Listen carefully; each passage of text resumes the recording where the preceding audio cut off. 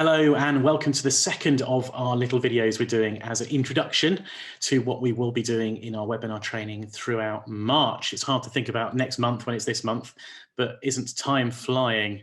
I think we're on the coldest week of the year so far. So looking forward to a spring March. It's going to be lovely, and we've got some lovely webinars to warm our cockles with by the fire.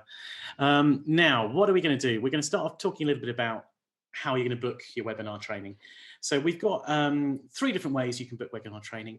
First of all, our annual pass. So if you want to be one of our privileged few that book an annual pass, which indeed is growing actually. It's not the few anymore, is it, than it once were? No, it's quite popular. Annual pass is proving very popular. This will entitle you to come to as many of our webinars as you feel you want to attend.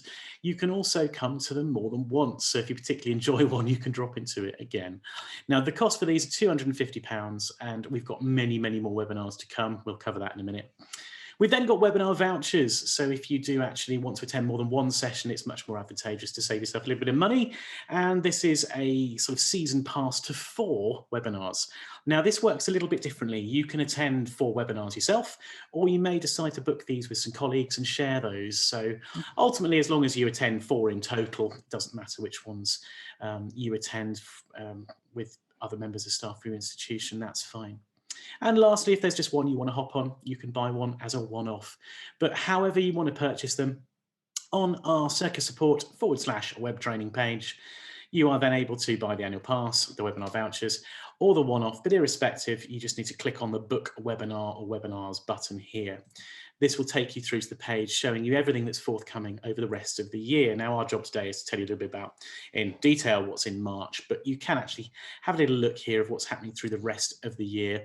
And if you see a course that you think, I wonder what that's about, hover your little mouse over it, and we get this little pop-up to tell you what it's going to actually cover as the sort of bullet points. And if you do have any questions, you're welcome to email training@isoxford.com about those prior to booking if you feel you want to. Now, today we are going to talk about what is up and coming in March. So I'm just going to flip over to show you the little overviews of what we are going to be doing in March. And what Eoin and I would like to do really is just give you a little introduction onto each of our webinars for March, what we're going to cover, and hopefully we'll see you there. So over to you, Eoin. Do you want to talk about the first one? Yeah, it's a busy month, March. I don't know if we've managed to cram 9 webinars into March. I don't know how we did that, but we did it. And it must be a long month. It is. And what we're going to do, it's going to be a long year, maybe. We're going to start off with, I guess, one of the things that really everybody knows they should be doing but hasn't gotten around to doing yet. So our first webinar title is Getting to Grips with Tidying Your Data. So it's a fact that there'll be data in your system that you know needs looking at, wants a tidy. You maybe never got around to it.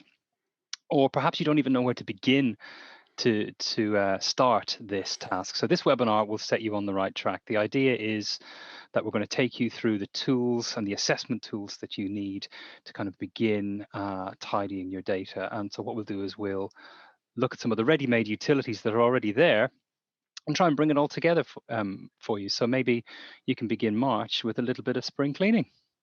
That's very nice. And we're going to then talk about, on the 3rd of March, setting up your overdues via email. Now, you may already have an overdues policy that uses email, but what we're really looking at here is going right the way back to the beginning and saying, kind of in this time and saving the planet and trees and everything, we don't want to be printing things. Heritage is a really coherent system to actually set up and work via email, sending letters to your users. So we'll show you how you can look at those letters, how you can better change them to suit an email. We'll show you how you can actually set up your email. We'll show you how you can test your email, more importantly, and then making sure as part of a successful policy, all of that fits together nicely, that your readers have email addresses, that you're able to send those emails, that you understand what's going to get sent. And we're also going to drop in a few ideas. It's not always useful just to send an overdue letter and say, hey, Eoin, you've been naughty, bring me my book back. It's much more prudent to say a little reminder and give them a little prod and go, Eoin, do you mind bringing that back next week? You've got another 4 days, and hey, if you want it longer, why not renew it? We'll show you ways of doing that in your letters as well.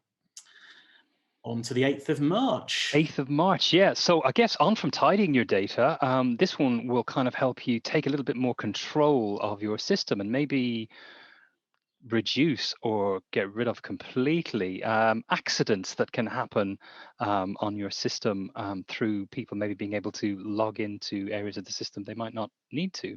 So this one is entitled Protecting Your Data and Minimizing Errors. Now, the idea here is to kind of bring together, again, all the utilities on your system that will allow you to take more control of who can log into various aspects of your system, what they can see, but more importantly, what they can do once they're there. So we're going to show you how you can tidy up some of the old logins you have on your system, what to do if you need to reset passwords, how you can add and remove privileges to various menu accesses on your system. We'll talk a little bit about demo data and test data, and we'll talk a little bit about setting up something called audit logs. Now, audit logs will allow you to keep an eye on various areas, various files in your system to find out what happened, when, and who done it. Now, I use this to remind myself of all of the configuration values that I edit and change from time to time. So this one is going to be a very useful one for you for protecting and minimizing errors in your system.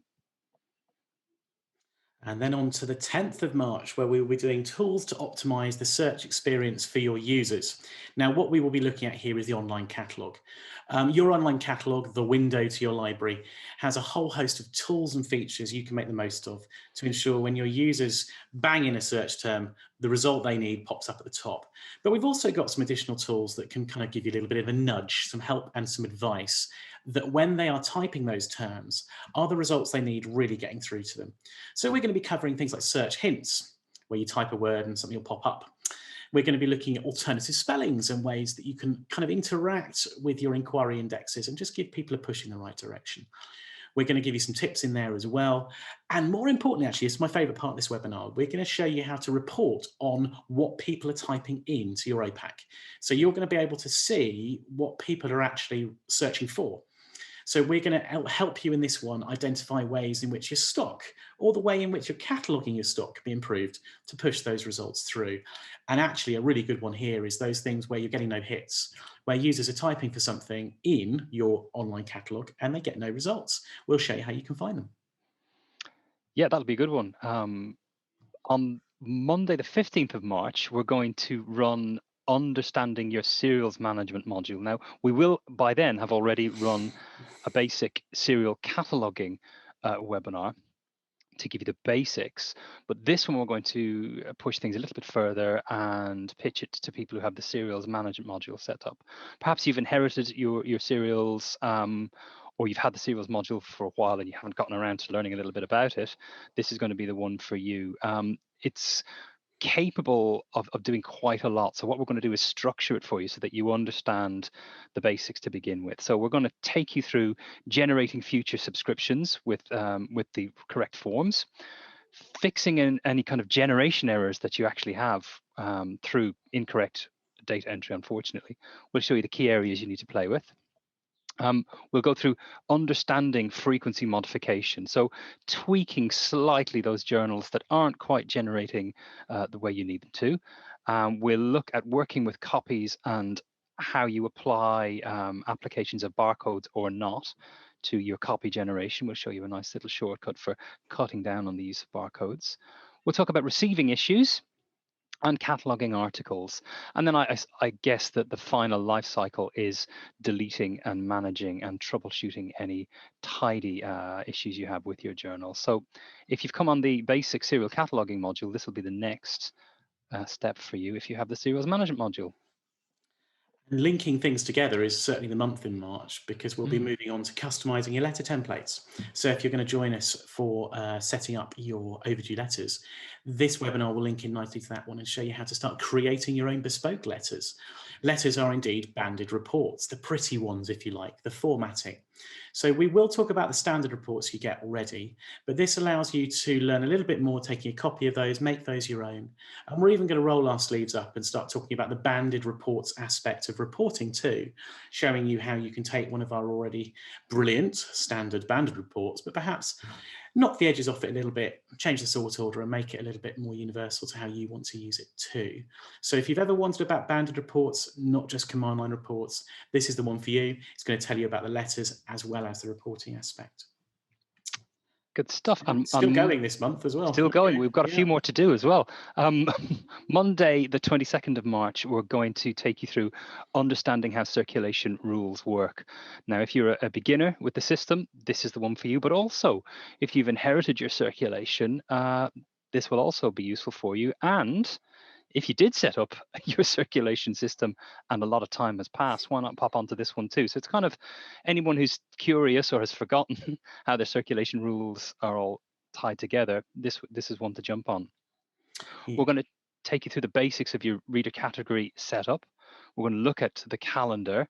We're going to take you through how circulation rules function. We'll go through in a little bit more fine detail about all of the fields there.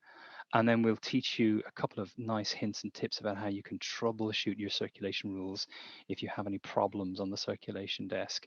And we'll also give you a few circulation desk hints and tips as well to tie that in nicely. So yeah, pop along to understanding how circulation rules work if you're curious about that side of your system. And that's certainly the week for a bit of an overview. If, again, you've inherited the library, you've not had any formal training with us, and you want a little bit of a refresher in an area perhaps you've looked at yourself, and you want to know whether you're doing it the right way or there's anything you may have missed, into cataloguing for beginners. Now, this session is great if you are new to the library, you've never catalogued at all, or indeed you've been doing things and you just want to check you're doing things the right way. We're going to look at how you can search and check for titles to make sure whether you've already got a copy of that book, how you then add it in. We will be looking at sort of mandatory fields, things you have to enter, but also talking more around the edges, things you could enter and also why. We'll also be talking about the standardized numbers, so not just ISBNs, dealing with all those others too. And then the drop-down boxes, things like media types and authors. We'll also show you Quick Cat Online. Now, this might be a module you already have. It may be one that you'll want to purchase afterwards, but it's certainly very useful. It's our quick cataloging tool. Scan the ISBN number and it'll import in the record as held by the British Library or Library of Congress. So that's a really useful one to show you. You've probably got it already. I think I'm right in saying most people do purchase that when they have Heritage. You may simply just not have turned it on, so we'll show you that one. And we're still going in March. It's a long one, but we've got one left. So One more. Yeah, one more. Yeah. Wednesday, the 31st of March, setting up and moderating reviews. Now, we've talked a lot about the tools that you have available to you in your OPAC, and we've spent a webinar showing you aspects of your inquiry groups. This one is going to show you how you set up and moderate reviews from scratch. And the advantages of this is it will create a more interactive OPAC interface for your users to actually find material, but also give you feedback on that material. So you can do this a number of ways, and we're going to talk you through what levels are available to you and how to set it up. So we'll start this by showing you how you can quite simply just enable a star rating system for your reviews, and then how to use those star ratings on the OPAC. So you can maybe make a little bit of library news and show people how to do this. We'll show you how you can enable written reviews as well, and how your readers can submit those reviews. And of course, what you'll need to do is moderate some of those reviews. And there's quite a useful moderation tool that gives you quite a number of options for dealing with the various types of reviews that you will get in. And we'll show you then how you can publish those reviews once you accept them. And indeed, we'll talk a little bit about promoting this feature to your readers as well. So once you have it set up, you can promote it to everybody.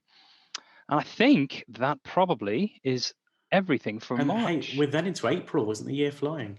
I know. But as with all of our webinars, you can book those by going to circusupport.com/webinars, and you will see everything coming up over the rest of the year. Now, it is worth mentioning that if there's anything that has already happened that you think, oh, I wish I jumped on that, we will be most likely running it again this year as well. However, we do still remember, do one-on-one training with us. If you feel you actually want to have that carried out on your data or even with your colleagues, we can do a little Zoom session just for your institution. Contact us about that as well. And you may even decide you cherry pick from some webinars and say, well, Eoin, can you do these 3 topics in an hour? We've got 5 of us. Yeah, talk to us. We'll see what we can do. It's not just about the webinars this year. You don't have to wait for what you need. If you do feel you need it, come to us directly. And as always, training@isoxford.com. Drop us those questions or pick up the phone and we'd be happy to talk to you. So hopefully we will see you in one of the ones in March. If not, we might see you in April. So that's a goodbye from me. See you soon.